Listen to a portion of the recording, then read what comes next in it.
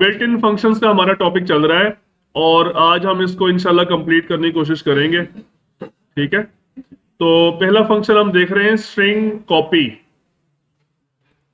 इसको आप देखें स्ट्रिंग कॉपी कैसे काम करता है। हमारे पास एक स्ट्रिंग बनी हुई है ऑलरेडी S1 के नाम से। ठीक है, 10 इसका साइज है और इसमें हमने ये 5 कैरेक्टर्स का डाटा स्टोर किया हुआ है।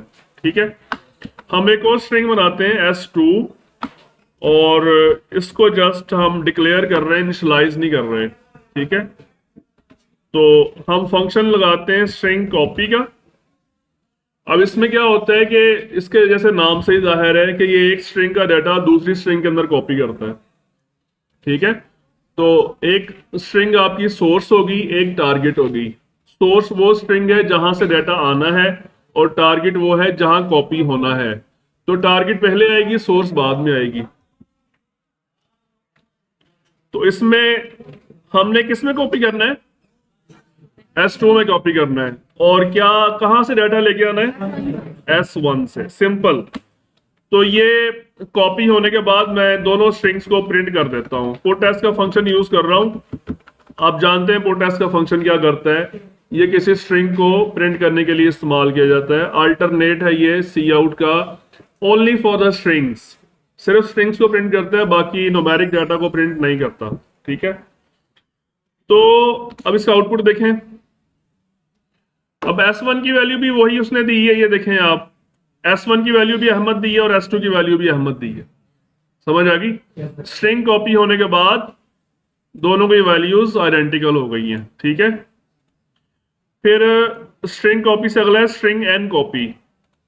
एन कॉपी का मतलब ये होता है, क्या मतलब आप बताओ जरा। एन का मतलब क्या है? Number of characters. कितने कैरेक्टर्स कॉपी करने हैं आपने? फॉर एग्जाम्पल मैं कहता हूं 3 कैरेक्टर्स कॉपी करना है। ठीक है, स्ट्रिंग कॉपी तो सारा डाटा कॉपी कर देती है ना, सारे कैरेक्टर्स। एन कॉपी क्या करता है?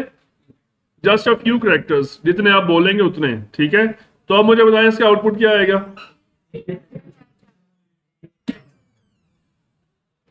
ठीक है, समझ आ गई? ओके, ये दो फंक्शन हो गए हमारे। उसके बाद नेक्स्ट फंक्शन है स्ट्रिंग लेंथ का फंक्शन। स्ट्रिंग लेंथ का फंक्शन क्या करता है? ये आपको रिटर्न करता है किसी स्ट्रिंग की लेंथ, नंबर ऑफ कैरेक्टर्स। ठीक है, स्ट्रिंग लेंथ, और इसको हमने स्ट्रिंग कौन सी दी है? S1। तो मुझे ये आपका जो आउटपुट आएगा ना, वो किसी आएगा एक इंटीजर वेरिएबल के अंदर। डायरेक्टली भी प्रिंट कर सकते हैं आप इसको, इसके आउटपुट को किसी वेरिएबल के अंदर रख सकते हैं। तो मुझे बताएं इसका डी की वैल्यू क्या आएगी?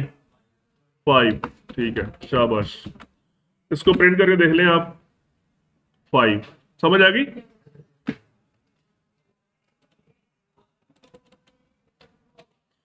फिर नेक्स्ट फंक्शन है स्ट्रिंग स्ट्रिंग।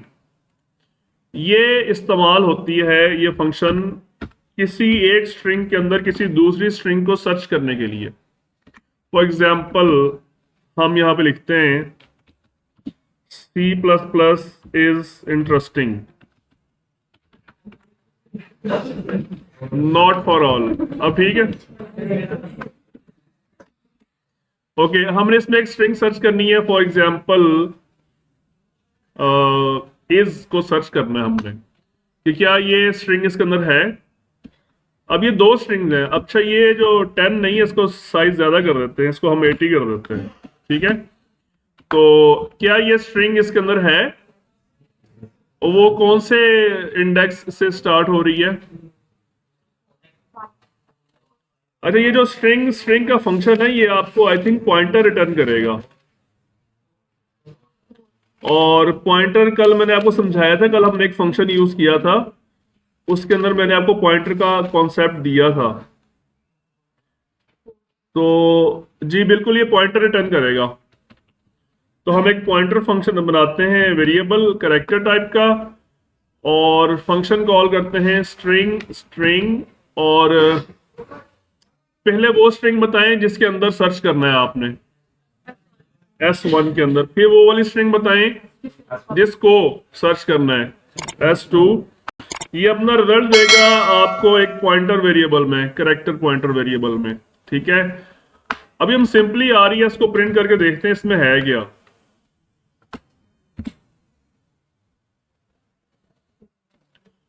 जी इसका आउटपुट देखें, आपको इंटरेस्टिंग आउटपुट है, अगर समझ आ जाए तो, ना समझ आए तो फिर इससे बुरी चीज कोई नहीं है। जस्ट लाइक मैथमेटिक्स, समझ आ जाए तो बहुत अच्छी लगती है, ना समझ आए तो दिल करता है किताब उठा के दीवार पे मार दें।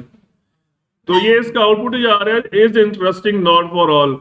ये यहां से, जहां से उसको स्ट्रिंग मिली है वहां से लेकर एंड तक उसने सारा आउटपुट दे दिया। ये बेसिकली एक मेमोरी एड्रेस होता है, आपको रिटर्न करता है, और मेमोरी एड्रेस वो रिटर्न करता है एक करेक्टर स्ट्रिंग का। तो जहां से वो एड्रेस मिलता है वो उधर से लेके उस स्ट्रिंग के नल करेक्टर तक सारा डाटा उठा के दे देता है। तो खैर हमें उसका चाहिए पॉइंटर, इंडेक्स चाहिए हमें, कि इज जो है वो कौन से इंडेक्स पे है। यानी ये इंडेक्स नंबर 0 पे है सी, ये प्लस इंडेक्स 1 पे है, ये 2 पे है, फिर आगे स्पेस 3 पे है।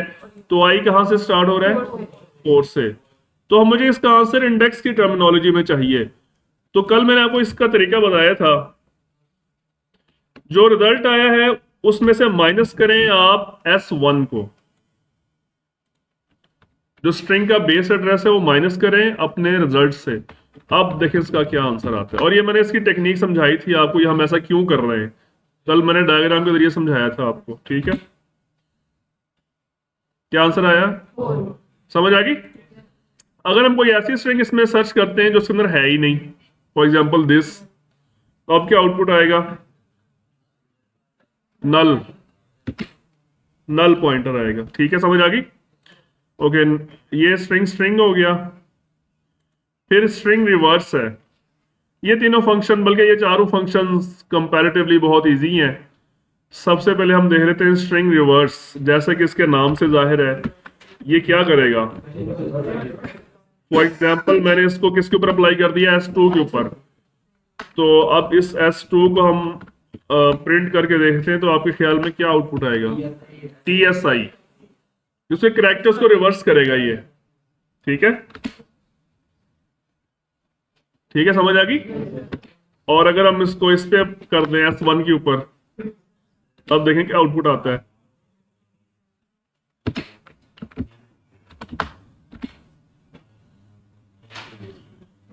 ठीक है, जन्नाती जुबान आ गई। अच्छा, उसके बाद नेक्स्ट फंक्शन कौन सा हमारा? String lower. स्ट्रिंग लोअर क्या करेगा? अगर फॉर एग्जाम्पल ये कैपिटल में लिखा हुआ है तो क्या करेगा? उसको लोअर केस में कन्वर्ट कर देगा, ठीक है। हो गया, देख लिया था आउटपुट, दोबारा चलाओ। और स्ट्रिंग अपर करेगा, ऑलरेडी अपर केस में ही है वो, तो उसको अपर में रहने देगा वो, ठीक है। Okay, string duplicate. हम एक और स्ट्रिंग बनाते हैं, उसको S3 कहते हैं, और उसका साइज जस्ट हम दे रहे हैं 80। और स्ट्रिंग डुप्लीकेट हमने बनानी है S1 की, और उसका डाटा कहां पे रखना है? S3 के अंदर। समझ आ रही है? तो इसका इफेक्ट पड़ना है S3 के ऊपर, S1 को कोई इफेक्ट नहीं होगा उसके ऊपर।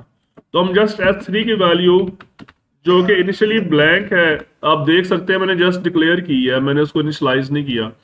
तो S3 का आउटपुट देखें क्या आता है। एरर, स्ट्रिंग डुप्लीकेट में एरर है, देखता हूं उसमें कोई एरर, पासिंग में कोई एरर है, देखते हैं ये क्या कह रहा है। रिकग्नाइज भी कर रहा है या नहीं कर रहा? चार स्ट्रिंग, अच्छा,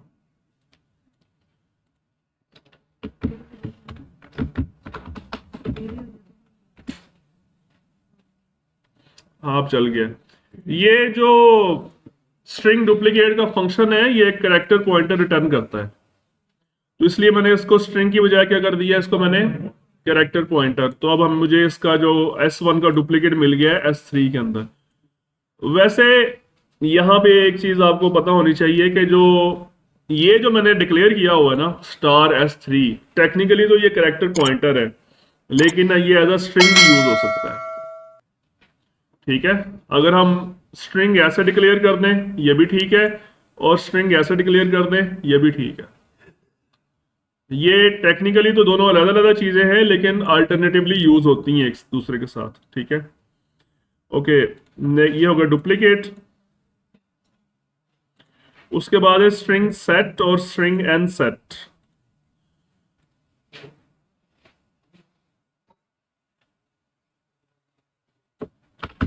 स्ट्रिंग सेट इस्तेमाल होता है, फॉर एग्जाम्पल S1 के ऊपर हमने इसको अप्लाई किया है और हमने कहा है कि इसके जो जितने भी कैरेक्टर्स है ना, S1 के अंदर ये कैरेक्टर्स है ना सारे, इन सारे कैरेक्टर्स को रिप्लेस कर दो किसी और कैरेक्टर के साथ, सेट कर दो, रिप्लेस कर दो। कौन से कैरेक्टर के साथ? हमने फॉर एग्जाम्पल कहा है स्टार लगा दो सबकी जगह पे, और उसके बाद आप एक दफा S1 को प्रिंट करके देख लें, देखते हैं क्या रिजल्ट आता है।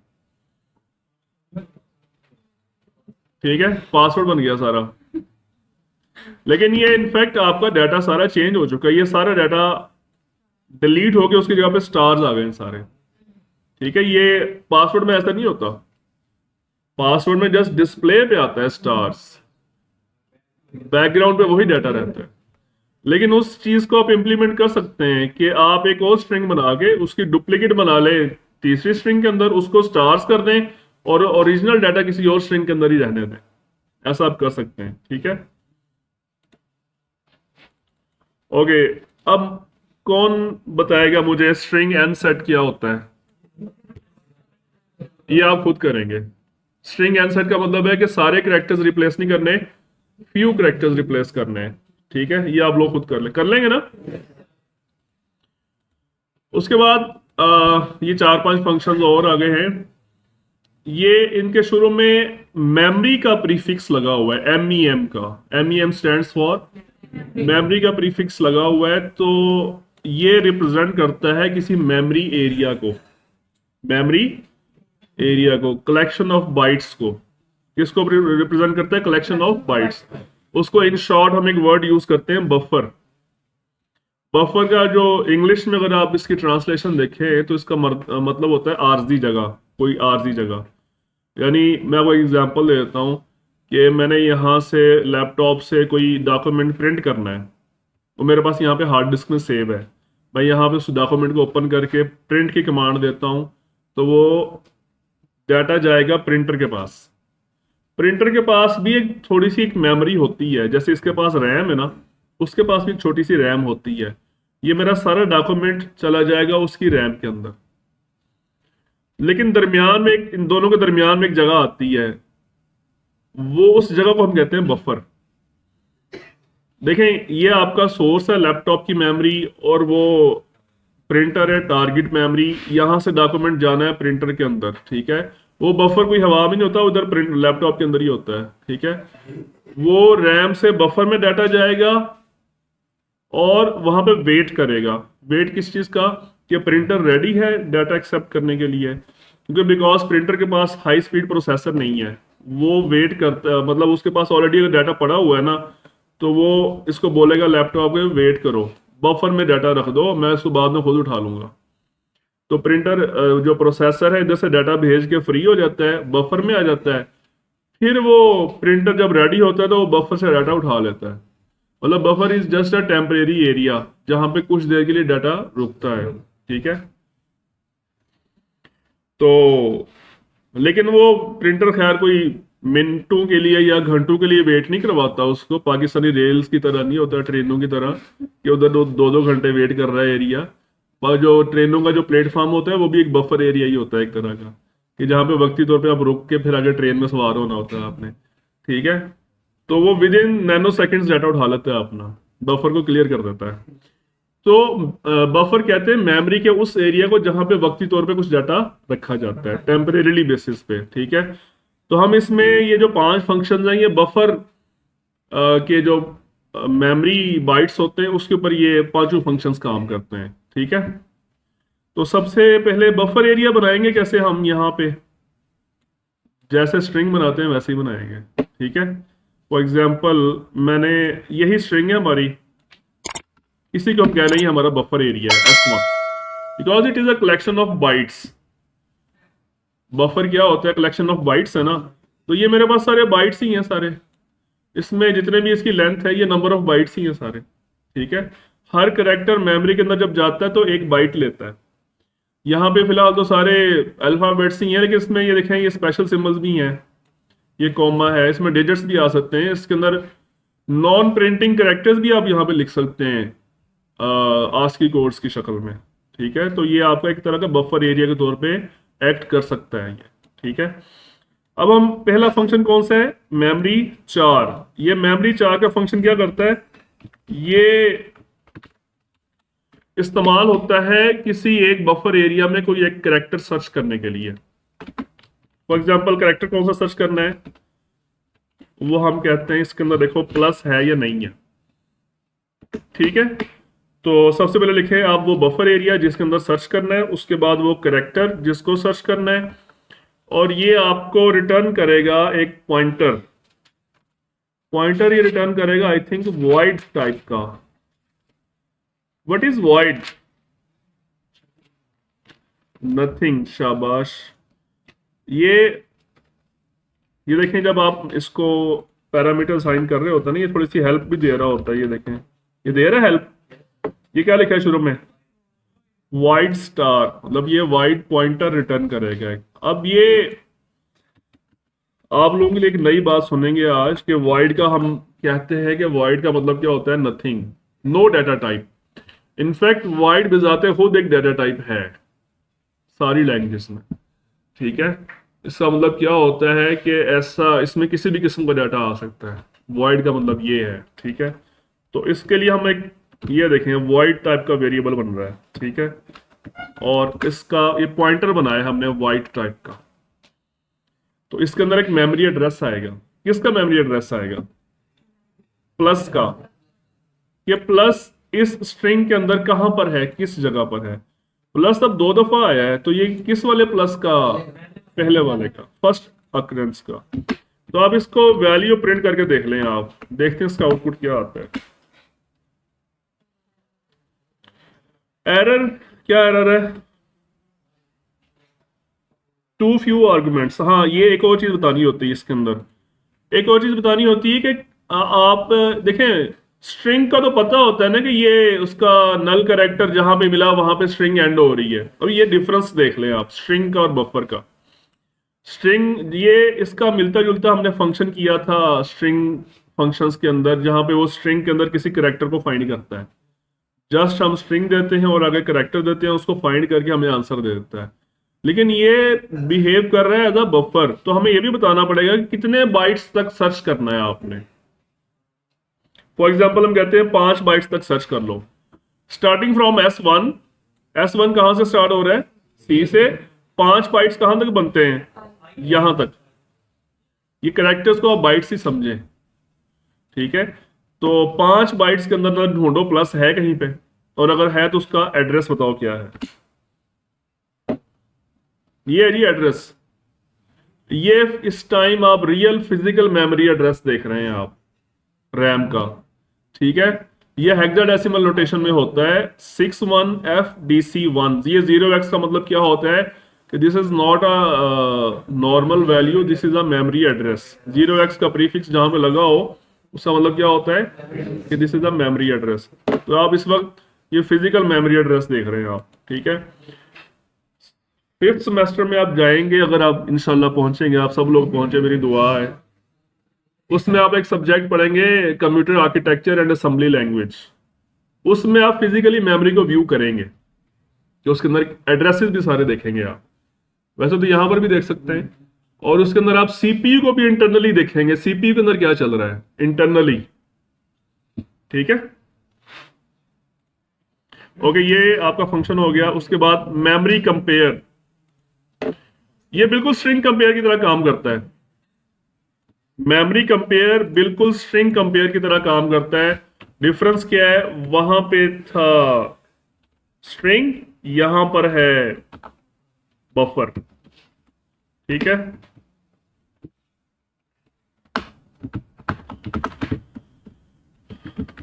स्ट्रिंग कंपेयर किया था ना कल, आज हम क्या कर रहे हैं, मेमोरी कंपेयर। ठीक है, S1 और S2, और फिर ये भी बताना है कितने कैरेक्टर्स, हम कहते हैं 3।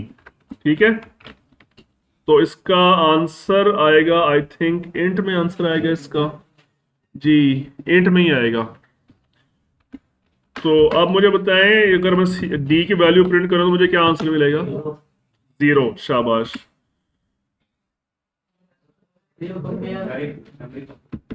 आई थिंक यहाँ पे हमें बनाने, नहीं ये ठीक था, क्या था?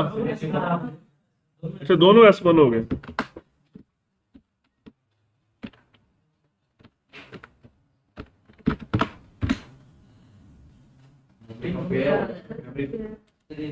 हाँ मैंने, ठीक हो गया। CMP, वाह जी वाह, क्लास तो जाग रही है। 0। ठीक है, समझ आ गई। 0 क्यों आंसर आया? फर्स्ट 3 कैरेक्टर्स तो मैच कर रहे हैं ना? क्या ये केस सेंसिटिव सर्च कर रहा है या केस इनसेंसिटिव सर्च कर रहा है? देखते हैं। आई थिंक ये केस सेंसिटिव है। देखें, 1 आ गया ना, मतलब ये ए, स्मॉल ए को और कैपिटल ए को डिफरेंशिएट कर रहा है। ठीक है। अच्छा, इसको मैं अगेन कैपिटल ए कर देता हूँ, यहाँ पे 4 कर देता हूँ। अब मैच हो जाएगा? नहीं, अब नहीं मैच होगा। क्यों? ए ओ ई आ गया। ठीक है, समझ आ गई। Okay, next is memory copy. ये बिल्कुल स्ट्रिंग कॉपी की तरह काम करेगा। इसको हम कर देते हैं कमेंट आउट, और स्ट्रिंग कॉपी, एक और स्ट्रिंग बना लेते हैं यहाँ पे। स्ट्रिंग नहीं, बफर। ठीक है, बफर एरिया बन गया हमारे पास 10 बाइट्स का। S3 के अंदर कॉपी कर दो। हाँ ठीक है, S3 के अंदर कॉपी कर दो S1 को, और हाउ मेनी कैरेक्टर्स? 5। ठीक है, और बस ठीक है। उसके बाद इसको आप प्रिंट कर दें S3 को।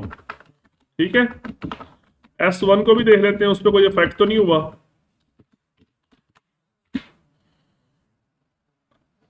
ठीक है, समझ आ गई। ओके, उसके बाद मेमोरी कॉपी के बाद है मेमोरी मूव। ये वैसे ही काम करता है जैसे मेमोरी कॉपी काम करती है। तो डिफरेंस सिर्फ ये है इन दोनों का कि मेमोरी कॉपी के जो फंक्शन ये फास्टर है as compare to memory move. ठीक है, बस और कोई डिफरेंस नहीं है। और मेमोरी सेट ये बिल्कुल ऐसे ही है जैसे स्ट्रिंग सेट है, जैसे सन सेट है। मेमोरी सेट क्या करता है? मेमोरी सेट ये, फॉर एग्जांपल मैंने बोला S1 में जाओ और उसमें जो कैरेक्टर्स पड़े हुए हैं उसकी जगह पे स्टार लगा दो, और कितने कैरेक्टर्स पे स्टार लगाना है? फॉर एग्जांपल 3 कैरेक्टर्स पे स्टार लगाना है। तो अब मुझे बताएं S1 का आउटपुट क्या आएगा? शाबाश, समझ आ गई। तो फाइनली हमारे बिल्ट इन फंक्शन कंप्लीट हो गए, अल्हम्दुलिल्लाह। ठीक है, इसमें कोई क्वेश्चन वगैरह समझ आ गया? चलो ठीक है।